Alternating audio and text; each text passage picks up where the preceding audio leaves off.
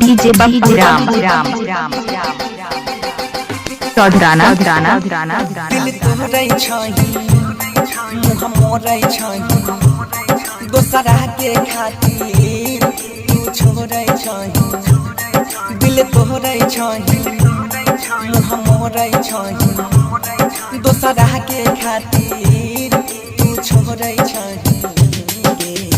करबो डरामा दारू पी के ये छोड़िया तोरा शादी के दिन।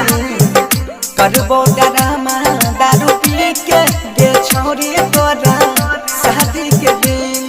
दिल तोहरै छही मुँह मोरै छही दोसरा के खातिर तू छोड़ै छही। करबो डरामा दारू पी के ये छोड़ी तोरा शादी के दिन।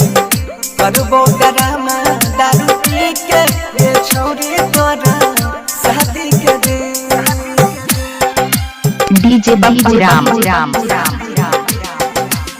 चौधराना डीजे बप्पू राम का कॉन्टैक्ट मोबाइल नंबर आज 8476970003। चल जभी ससुरा जानू हंस के गाने लगबो हम तोरा मरबा में बहस के।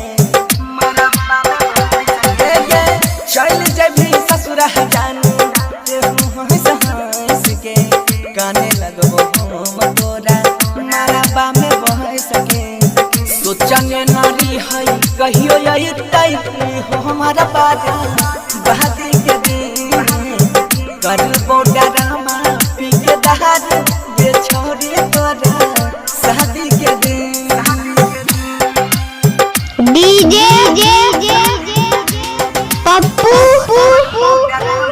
राम संजय हेलो के बजै छी। डीजे बप्पू राम की हाल चाल है? भूल गेलही जानू सब किरिया कसम गे सोनू सागर सरवन के दिलही जखम गे।